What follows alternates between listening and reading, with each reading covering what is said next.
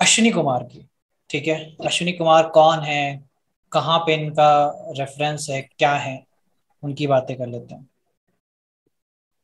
तो अश्विनी कुमार की कहानी शुरू करते हैं, उससे पहले सूर्य के बारे में बात करते हैं। सो ये कहानी है सूर्य की और संजना की। सो संजना ब्रह्मा की पुत्री, ब्रह्मा की पुत्री है, एक मिनट मुझे कंफर्म कर लेने दो, वरना गलत सलत बोलूंगा फिर बाद में लोग देखेंगे। विश्वकर्मा की पुत्री, विश्वकर्मा विश्वकर्मा की। की पुत्री, बिल्कुल हाँ, सही, हाँ विश्वकर्मा की। अश्विनी। तविस्तर याद आ रहा था मेरे को, हाँ। ठीक है।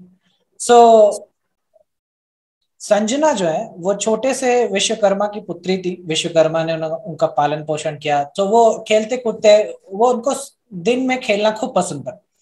सो most of the time playing in the sun like ना, और बहुत लगाव था, मतलब सूर्य से बड़ा लगाव था उनको देखते रहने का। स्विंग कर रहे हैं तो उन्हीं की किरणों में खो जाने का, इस तरीके से धीरे धीरे उनकी उम्र बढ़ी। अ, तो पिता को ये ख्याल आया कि पुत्री का विवाह करना चाहिए। विवाह के लिए पिता ने पूछा कि कोई तुम्हारे मन में है, तो पुत्री ने कोई उत्तर नहीं दिया। सो फिर पिता ने स्वयं कहा कि क्या तुम सूर्य से विवाह करना चाहोगे। तो संजना ने उसके लिए मुस्कुरा करके हामी भरी। इसके पश्चात विश्वकर्मा जी सूर्य देव के पास पहुंचे और उनसे अपनी पुत्री के लिए मतलब उनका हाथ मांगा। सूर्य ने रिश्ता स्वीकार कर लिया। विवाह संपन्न हो गया। विवाह संपन्न होने के बाद सब कुछ हो करके सूर्य ने संजना को अपने रथ में सवार करके स्वर्गलोक की तरफ अपना लेके गए। स्वर्गलोक में जाने के पश्चात सब कुछ चीजें बढ़िया जा रही थी, चीजें बढ़िया चल रही थी, एवरीथिंग वाज फाइन। संजना भी खुश थी, सूर्यदेव भी अपना डेली रूटीन अच्छे से फॉलो कर रहे थे। ठीक है। इसके पश्चात क्या हुआ कि मौसम बदले, सूर्य का मिजाज भी बदला बदला। ठीक है। सो गर्मी का मौसम आया। गर्मी तीव्र तीव्र तीव्र, तो धरती पे तो हाहाकार मचा हुआ था। गर्मी पे गर्मी पड़ रही थी, गर्मी पे गर्मी पड़ रही थी। ठीक है। इससे पूर्व आने से पहले जन्म हो चुका था मनु का, सूर्य और संजना के पहले पुत्र मनु। ठीक है। ये वही मनु है जो इक्ष्वाकु वंशज का प्रारंभ करते हैं। ये मतलब इक्ष्वाकु के पिताजी हुए, इक्ष्वाकु वंशजनी से आया, फिर इक्ष्वाकु से ही रामचंद्र और सूर्य वंश का स्थापन होता है। तो ये वही मनु है। उसके बाद जब गर्मी तीक्ष्ण होती गई, तो सूर्य की गर्मी की वजह से संजना को कष्ट होने लगा। वो उतनी गर्मी सहन करने की आदी नहीं थी, तो उनका तेज, उनका ताप ऐसा था कि वो आंखें खोल नहीं पाती थी उनके समक्ष। सो आंखें ना खोल पाना एक दिक्कत हुआ। और उस प्रोसेस की वजह से जन्म हुआ यमराज का। ठीक है। जो जो संतान पैदा हुई वो अंधकार में पैदा हुई, ये कह लीजिए, ऐसा कह लीजिए कि वो अंधकार के देवता बने। तो दो लोगों का जन्म हुआ उसी के साथ में, यम और यमी। और सूर्य थोड़ा क्रोधित हो गए इस बात से कि क्यों उन्होंने आंख बंद करी, क्योंकि पुत्र का रंग थोड़ा सांवला हुआ, पुत्र पुत्री दोनों का रंग थोड़ा सांवला हुआ।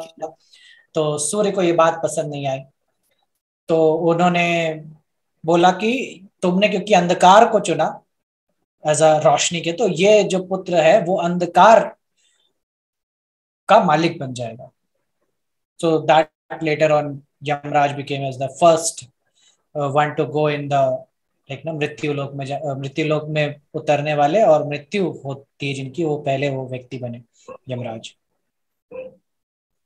इस लेकिन इस पूरी घटना से संजना काफी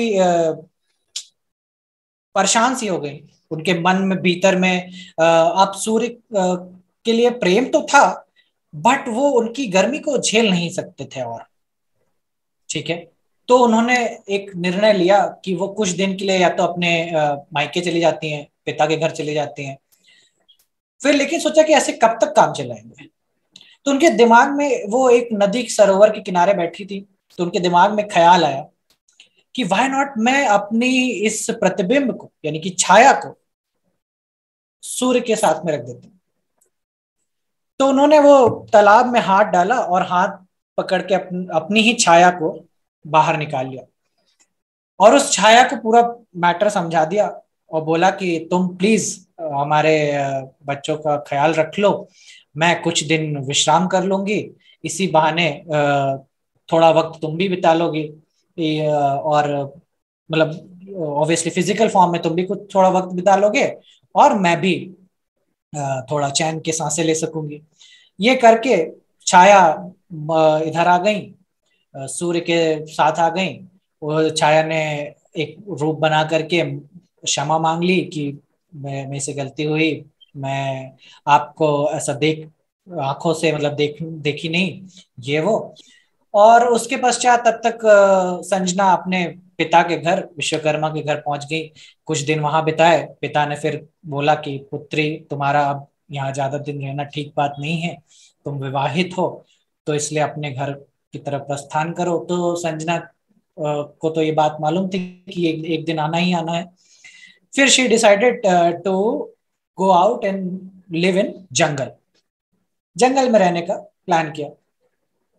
तो जंगल में रहने का प्लान किया, तो लेकिन उसको समझ में आ गया कि वो कैसी एक एक महिला होकर के जंगल में कैसे वो सरवाइव करेगी। इश्यू होंगे बहुत सारे, कुछ लुटेरे भी हो सकते हैं, कोई और भी हो सकता है, इश्यूज हो सकते हैं। इधर छाया सूर्य के साथ में रहने लगी, उनके बच्चों का पालन पोषण करने लगी, चीजें सब बढ़िया थी। फिर जन्म होता है शनि का। शनि और उनके एक और पुत्र, जिनका नाम मेरे को भी याद नहीं है, लेकिन शनि का जन्म होता है। और शनि का जन्म छाया के थ्रू सूर्य के पुत्र के रूप में होता है। और इसके बाद से चीजें बदलती हैं वहां पे, क्योंकि जो लाड, जो प्रेम एक माँ छाया अपने पुत्र को देती थी, वो प्रेम शायद अब बट गया था। और इस प्रेम के बट जाने की वजह से क्या हुआ, यमराज को ये बात थोड़ी सी लगने लगी। मनु मनु समझदार थे, वो ज्यादा इस बात पे फोकस नहीं किए, वो अपना ज्ञान ध्यान में लगे। लेकिन यमराज को ये बात खटक गई। खटक इसलिए की क्योंकि वो प्रेम, वो लाड, वो जो भोजन का स्नेह, वो सब वो अपने शनि को ज्यादा देते हैं। यमराज को उस बात में थोड़ा सा प्रॉब्लम हुआ। तो कहीं ना कहीं यमराज ने वो इशू जो है वो अपनी माँ के साथ में, जो वो समझ रहे थे, वो उसको रिकग्नाइज करने के लिए बोला।